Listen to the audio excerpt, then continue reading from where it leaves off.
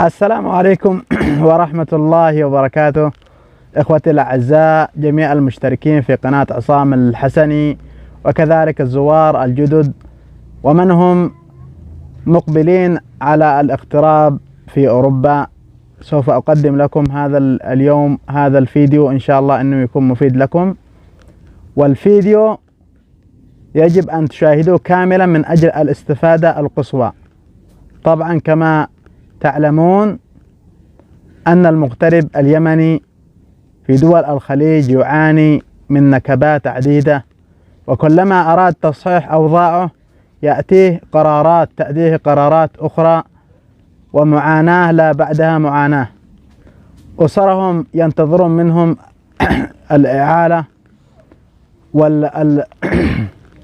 والمصروف الشهري، بينما هم يعانون كثيرا في الدول الخليجية التي هي من المفروض أن تقوم مع المواطن اليمني. والآن كثير يبحثون إلى الهجرة إلى دول الغرب، وسوف أعطيكم الطريقة الصحيحة لذلك، وأقول لكم لا تتهورون.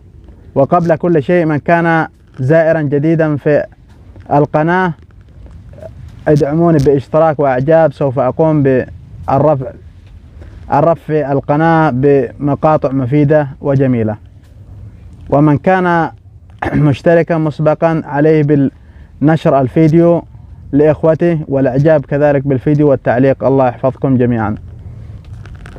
طبعا الهاجس الوحيد الذي يبحثون عنه الآن، يعني البحث كثيرا جدا، كيف الهجرة إلى أوروبا، وتحديدا هولندا أو ألمانيا، التي تقدمان مزايات قوية للاجئين اليمنيين وكذلك السوريين.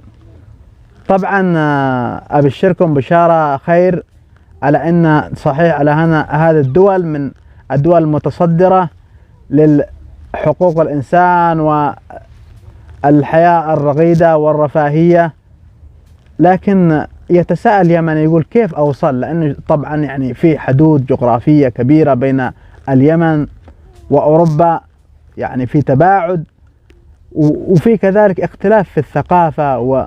يعني أول تفكير له الإنسان اليمني المغترب الذي الآن يريد أن يصحح أوضاعه ويريد حلا شاملا، فهناك يعني الجغرافية بعيدة. كيف يوصل؟ يكتب في اليوتيوب دائما، يبحث في الجوجل كيف أوصل، وهو لا يعرف على أن إذا أردت أن تصل للبلاد يجب أن تكون مستعدا جدا، ويجب أن يعني تخطط أولا تخطيطين: هي ال5 سنوات التي سوف تقضيها هناك، طبعا عشان الجنسية. من بعد ما تأخذ جنسية في تلك البلدان، بإمكانك أن ترجع وتزور أهلك وتجيب أهلك. أنت تخطط. أول حاجة التخطيط، هذا خذوها قرار، التخطيط مسبقا للهجرة من أجل أن تنجح فيها. التخطيط ووضع عائلتك، إذا كانت مثلا، إذا لم تكن لديك عائلة مثلا، فأنت أعزب، وذا سوف يكون هذا امتياز لك لأنك لا تفكر. وكذلك المتزوج عليه أن يعني هذا هو the biggest choice in your life، أكبر قرار في حياتك، الهجرة إلى أوروبا. طبعا لأن أول حاجة البلاد فيها تباعد، ثانيا أن هناك مخاطر. في طرق للهجرة سوف أعطيكم بالطريقة الكاملة، لكن تابعوا الفيديو كامل من أجل أن تستفيدون. أنت الآن تريد أن تهاجر، نيتك الهجرة. أول حاجة التخطيط، ثاني حاجة عائلتك، إيش تسوي خلال 5 سنوات. خلونا نكون واقعيين يعني. من بعدها الخطوة الثانية، هل لديك ما يكفي لرحلتك إلى أوروبا؟ الخطوة الثانية، هل لديك ما يكفيك لرحلتك إلى أوروبا؟ طبعا في نصابين كثر خلال هذه الأيام ومن قبلها، نصابين يقول لك أنا أقدم لك رحلة سياحية، أنا أقدم لك لجوء، أنا أقدم لك عن طريق الكمبيوتر، أقدم لك طلب.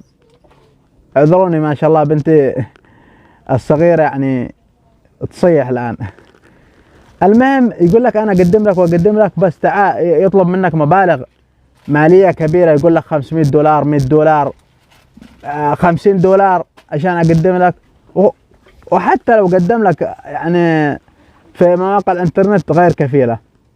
أنا أقول لك هذا أول حاجة. وبرضو المهربين لأوروبا في كثير منهم يكونون مشلحين. أنتم تعرفون ما معنى مشلحين؟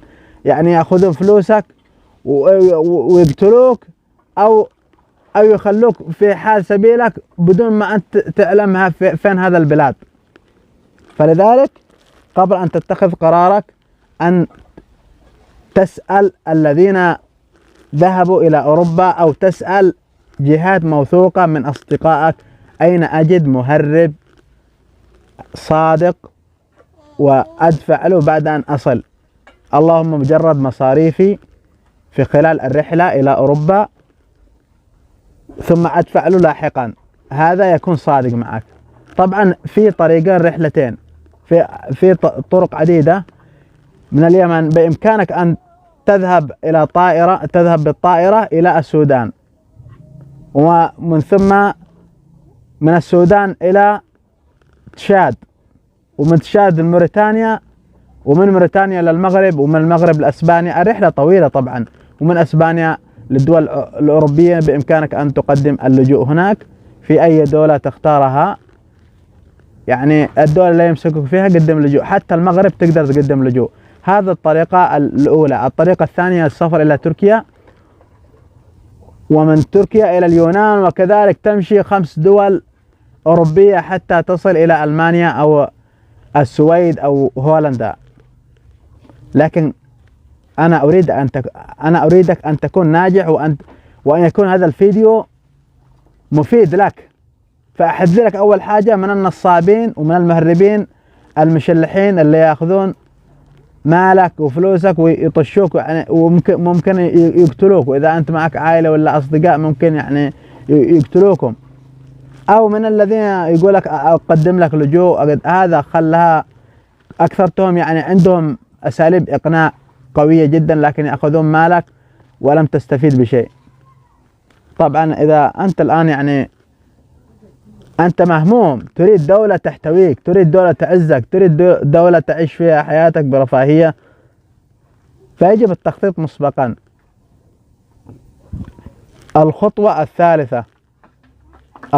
الثالثة قبل الإقدام إلى السفر لأوروبا أن تستخير الله سبحانه وتعالى، وكذلك أن يكون لديك مال، يعني أقل حاجة $10,000 6 مليون ريال يمني 35,000 ريال سعودي.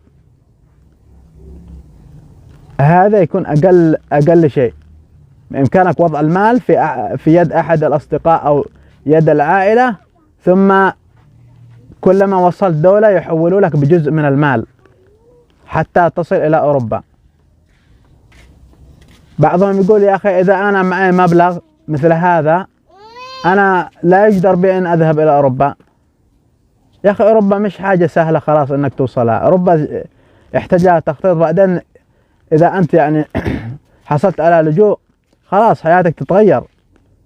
يدرسونك راتب شهري، بعد 2 يعطونك وظيفة، بعد الوظيفة تحسن أحوالك وتقدم على جنسية يعطونك جنسية. ليس مثل الدول الأخرى، الدول العربية التي بدل ما تعطف على اليمنيين تعمل قرارات ضدهم. العائلات هنا، العائلات والمغتربون في هم، المغتربون اليمنيين في هم لا بعد هم.